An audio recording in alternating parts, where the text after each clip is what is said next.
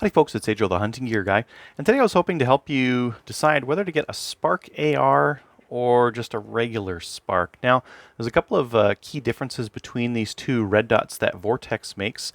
This is actually a Sparc 1. Oh, I've left it on. Oh, interesting. I must have bumped it. And I've had it for a long while, and I really like this red dot. But these Sparc ARs are just a little bit more interesting. This one's actually my buddy Ian's from the Canadian Patriot podcast. And one of the interesting things about it is how slim and sleek it is. So you can see there that it just grabs onto the rail there. This is a standard AR height optic. ARs have like a standard height off the rail that most optics will be. The Sparc also comes with a riser, or you can clamp just on the base there, whereas this one, you have to leave it on the base. But they did something really interesting.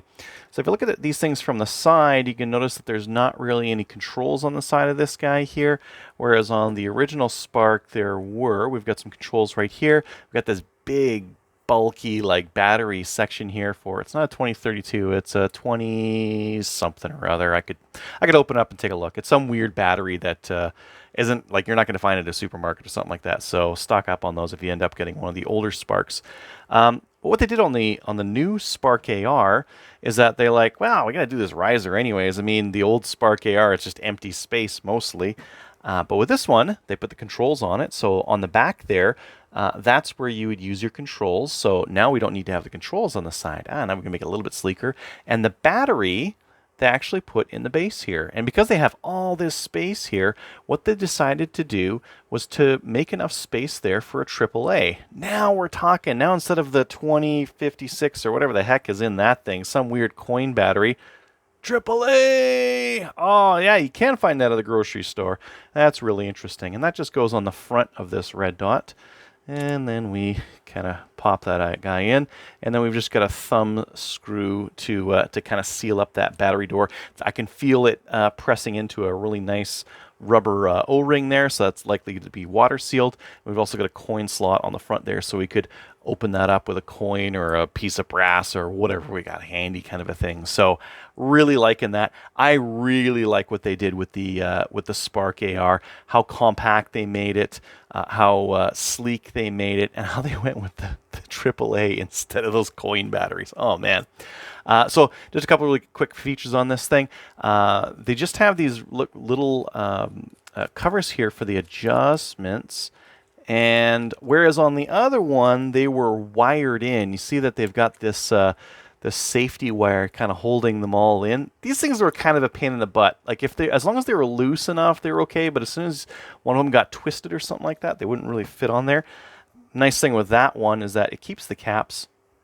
Just don't lose your caps. Just don't lose them. I mean, how often are you going to really adjust your red dot, right? It's got a little nub there so that you can use the nub on the indentation to adjust it, rather than your a piece of 9mm brass or something like that to make your adjustments. And then you just screw it back on. Now the advantage with omitting that cable is that, again, sleekness. Now between these two adjustment points here, there's no cable in the way like there was on this guy here, where we've got this cable kind of getting in the way there.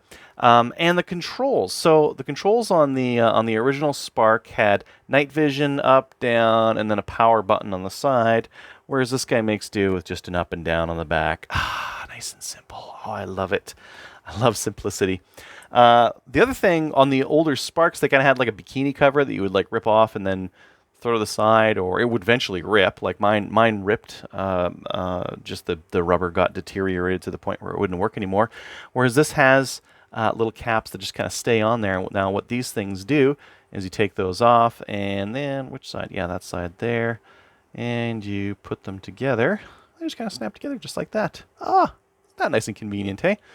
Just kind of get out of the way, and there you go. So quite easily recap as well. So they're very convenient covers.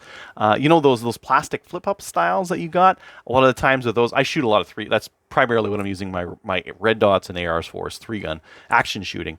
And the plastic covers that flip up, you put them in you put your rifle in a dump sled or something like that, and it twists to the side, and boop, there goes these plastic things just can't handle it, right?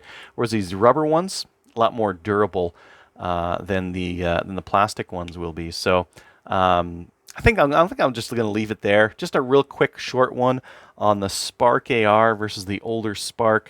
The size difference is quite noticeable, just in terms of how sleek they are and how much protrusions they have coming off the things. So really interesting to see the difference in packaging and how much better for an AR the Sparc AR is compared to the Sparc. Thanks for watching.